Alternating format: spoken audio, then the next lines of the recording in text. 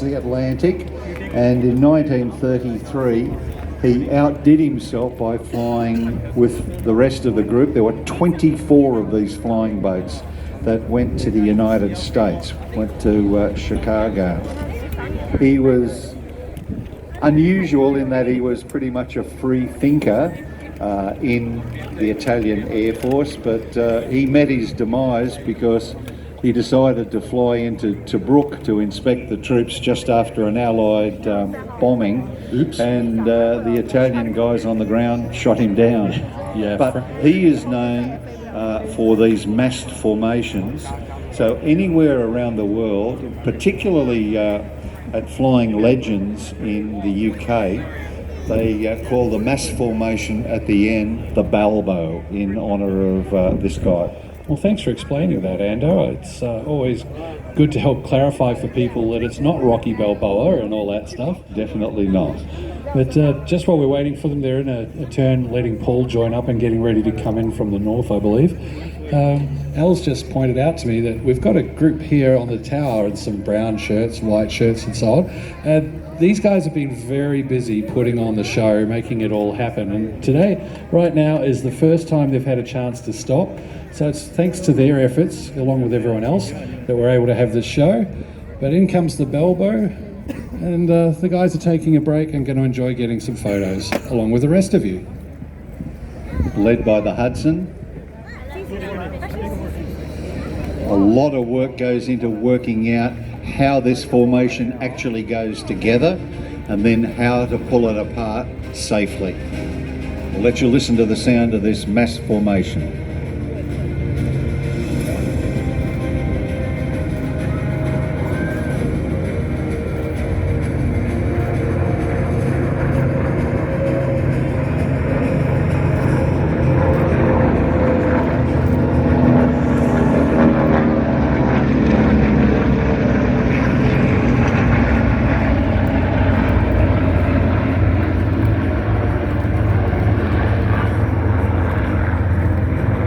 And just before that beautiful sound of all those aircraft, there was a slight silence, and all I could hear were the shutters of all the cameras down here in front of us in the camera zone.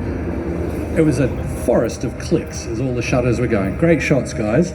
Hopefully we see some of these in some of the magazines. Yeah. Looking forward to seeing them, because I'm too busy talking to be able to take photos. Obviously representative there of the major Allied aircraft that flew both in Europe and the Pacific during the Second World War, and sneaking in the Focke Wulf 190 at the end of the second element. Tucked up going, no, don't look back, it's okay. I'm just here as a friend. Everybody is formating on the Hudson. Yep. And he is flying the entire formation. As I said, a lot of work went into how do we put this together. It just doesn't happen and they just arrive. They've got to know exactly where somebody's going to be, how they're going to come in, how they change the formation, which you'll see towards the end.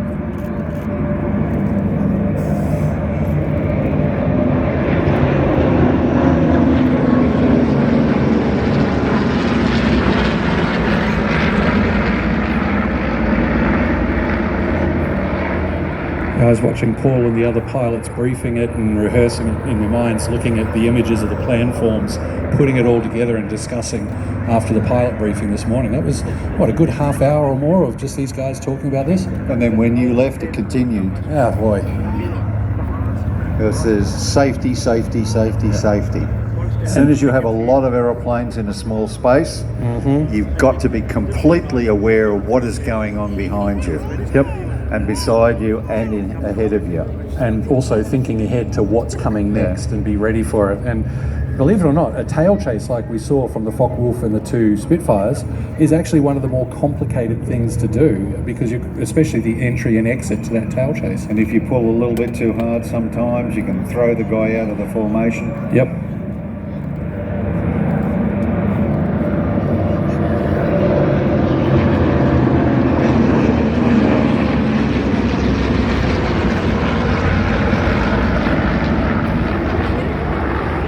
they'll do now is they'll do a reverse turn up here and come in from north to south, and then they'll start to break the formation up. They'll go to an echelon formation, and then the first group will then split off and come into land, and the second group will do the same thing. You'll see the two elements drift apart from front to rear. Yeah, no, it looks fantastic, sounds amazing. I think this is the biggest Balbo I've seen in quite a while, and it's not just because I haven't been to too many air shows for the obvious reasons, but I've seen a number of them. But not many air shows have been on. We had COVID, and then we had floods, rain, pestilence. We've had everything. Fire, flood, famine. That's next boils week. Yet. No, famine's next year. We've had a lot of work's gone into this. One of the things that we also have to do is put our hands together for the maintenance crews that keep these aircraft flying. Because I'll go back to 100 Squadron again, you've got aircraft that are operating with them that are wood and fabric, like World War I, right the way up through to the Canberra jet bomber, and hopefully the Sabre will be flying again soon.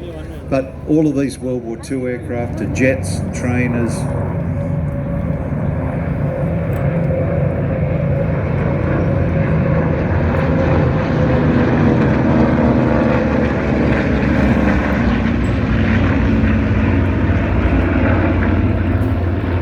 They're all different fallback positions as well.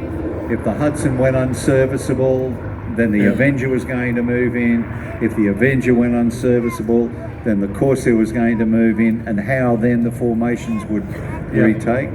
So you can see the elements have broken up, and we should see the first element break off into echelon formation. They're in a diamond or box 4 at the moment. Avenger falling back to get ready for that. And you'll see one slide from one side to the other.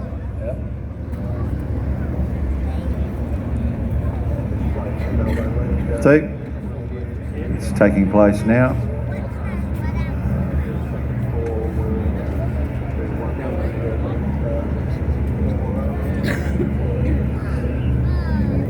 Looking fascinating against the dark clouds. Looking like a reenactment of the Bay of Biscay out there.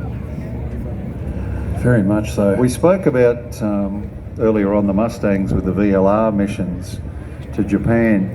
It wasn't the Japanese Air Force or the Army Air Force or the Navy Air Force that was the biggest problem for them on those missions. It was actually the weather. Correct. And I know the 506 fighter group, which was based up there in the islands, they actually lost 25 aircraft in one mission to weather. Oh yeah, they'd go out and do a mission, they'd come back and the clouds would be over the hills and they'd all get lost trying to find where they were. No nav aids or anything like that.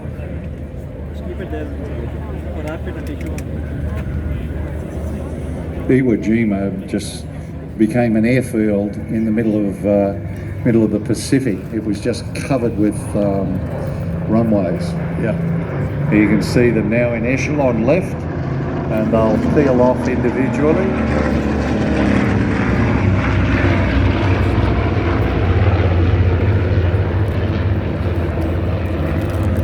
Second count between each one. The second group's going to do another pass, and then they'll come round and do their echelon breaks.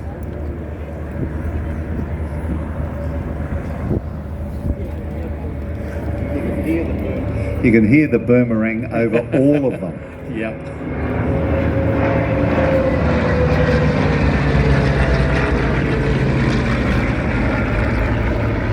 Believe it or not, we did a formation down at Temora, and I think it was Mustang, Spitfire, P40, Boomerang, F18, and you could hear the Boomerang over the F18. Yeah, I think because it had a bit of steam going, and it was quite noisy. I think I saw some photos of that. The F-18 was demonstrating high alpha. Very high alpha. Nose right up, hanging on everything. All the gear, well, not the gear, but all the slats and flaps and everything out. Now, with this cloud coming over, the noise from the F-35 is going to be trapped between the ground and the cloud, so it is going to be even more noisy. Yay! So please remember, anyone that's a bit noise sensitive, definitely the kiddies, warn them what's going to happen.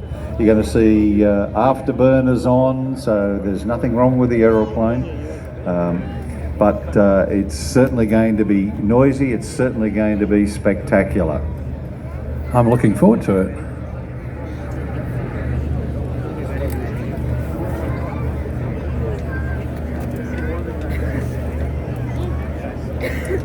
Hope everyone up there in the VIP stands has been enjoying today. We should get them to start a Mexican wave. They've been sitting there a long time.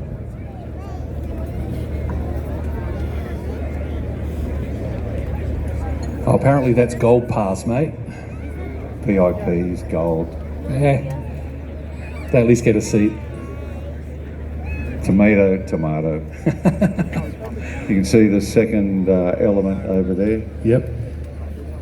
First element setting up for land. I think they'll come through and then they'll break off and then they'll come to land. Yep. Everything must be on the ground before the F-35 can display.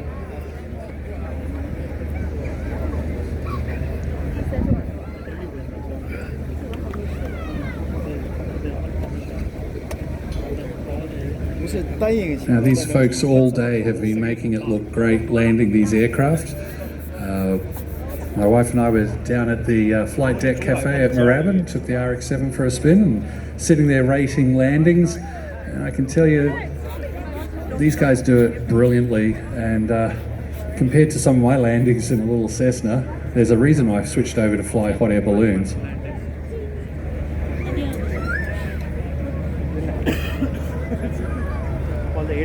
Hey folks, speaking of hot air balloons, a friend of mine, Justin, he's doing some reserve work with the RAF. They've been doing drone racing today, and talk about some amazing pilotage, first person view as you're flying these drones. It's just insane and really amazing reflexes. Well, all you've got to do is look at what is happening in Ukraine now to just see what people thought was a toy is actually an incredible piece of weaponry. Yep.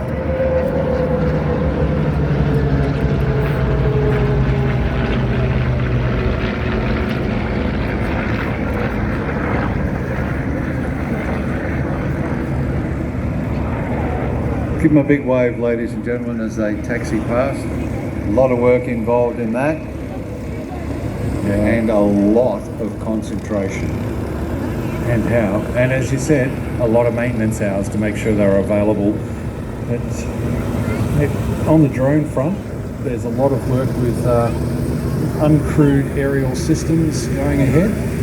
There's a few on the Australian Defence Register, ADF serials.net, I believe it is. If you go and have a look there, you'll see a few serial numbers reserved for the various uncrewed air systems that are starting to come online with the RAF and the Navy.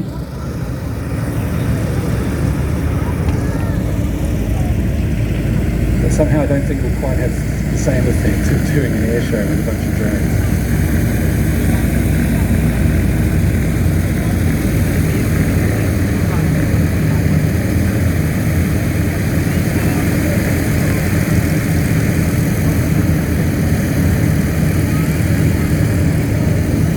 Quite fascinating, Ando, watching everyone come back in and just that continuous stream of aircraft, not just in the air but taxiing in. And a good opportunity for the photographers as well. We don't have the blazing sun that we're looking into in the west. Yes. The muted tones on the aircraft now. Look at the size of that Avenger. That is the heaviest single engine aircraft to come out of the Second World War. Used predominantly in the Pacific, but also used by the British in the Atlantic, and also by the Americans in the Atlantic. But ironically, the very last user of the Avenger was the Japanese Maritime Self-Defense Force. Wow.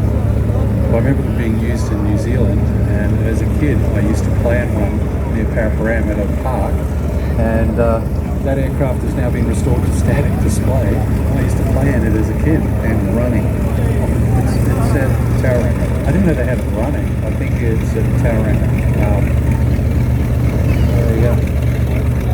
They did a miracle. Oh yeah, because it was a wreck when I was playing in it as a kid, but I was very fortunate to be given a chance to have a ride in the Avenger coming back from an air show with the Paul Bennett crew. Okay, ladies and gentlemen, I've just been told we have 1 minute before the F-35, so you've got 1 minute to prepare. Aircraft today is flown by Flight Lieutenant Ross Bowman from 2 OCU, aka Bunga. Now, the aircraft is powered by a beautiful engine, Pratt & Whitney F135. Generates 28,000 pounds of thrust normally, dry, but with afterburner 43,000 pounds. This aircraft is our 5th generation fighter aircraft. We have 72 on order. Number 62 is coming down the line right now. So coming in from the southeast, from your right,